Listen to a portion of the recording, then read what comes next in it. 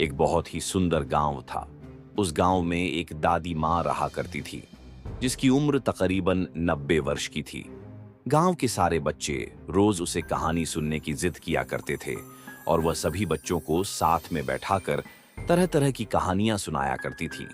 एक बार की बात है, एक लड़का दादी माँ से जिद करने लगता है कि मुझे आज डरावनी चुड़ैल की कहानियां सुननी है। लेकिन दादी माँ उन बच्चों को तो भूत की कहानी नहीं सुनाना चाहती। उन्हें लगता है कहीं बच्चों के मन में डर न भर जाए। लेकिन सभी बच्चे दादी माँ से जिद करने लगते हैं। तभी दादी माँ कहानी सुनाना शुरू करती है। एक जंगल में एक पहाड़ी थी। वहां एक डरावनी चुड़ैल रहा करती थी। उस पहाड़ी में एक छोटा सा खंडहर था। उसी खंडहर के अंदर चुड़ैल का खजाना छिपा था, जिसमें बहुत से रत्न, हीरे, मोती, जवाहरात और महिलाओं के बहुत से आभूषण भी थे।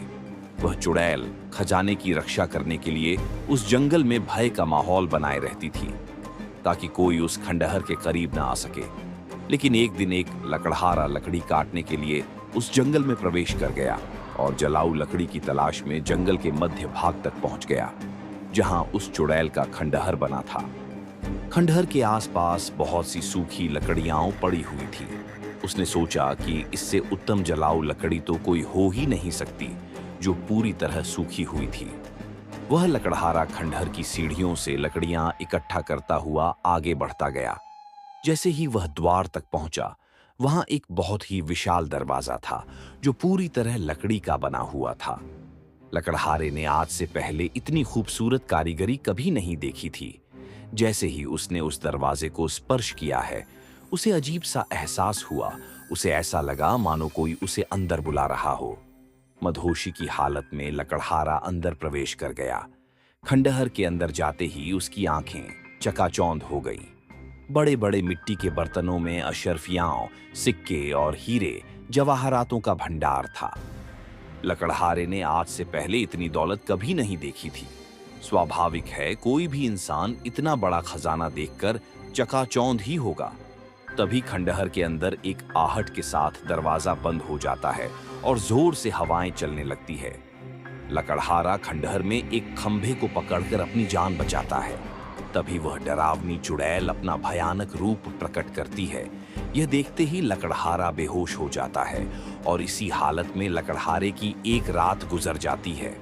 और जब लकड़हारे को होश आता है तो वहां चारों तरफ केवल पेड़ ही पेड़ दिखाई देते हैं।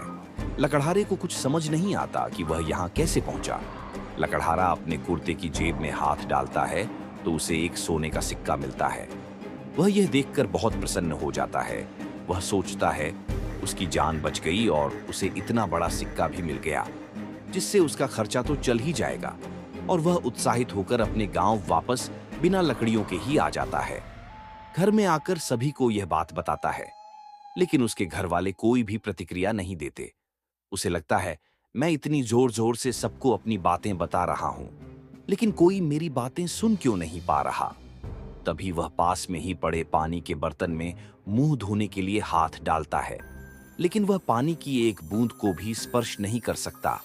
उसे कुछ समझ नहीं आता कि वह अदृश्य हो गया है या उसकी मृत्यु हो चुकी है। और तभी दादी माँ सभी बच्चों को नींद से जगाती है। दरअसल कहानी सुनते सुनते सभी बच्चों को नींद आ चुकी थी। और जैसे ही सभी बच्चों की आंख खुलती है तो सभी बच्चों के हाथ में एक एक सोने के सिक्के होते हैं। और वह बच्चा जिसने दादी माँ से कहानी सुनने की जिद की थी, वह गायब हो चुका होता है। दादी माँ चारों तरफ उसकी तलाश करती है, लेकिन वह कहीं नहीं दिखाई देता। सभी बच्चे सोचते हैं आखिर वो गया कहाँ। वह बच्चा रहस्यमयी लड्डचका बनकर रह जाता है।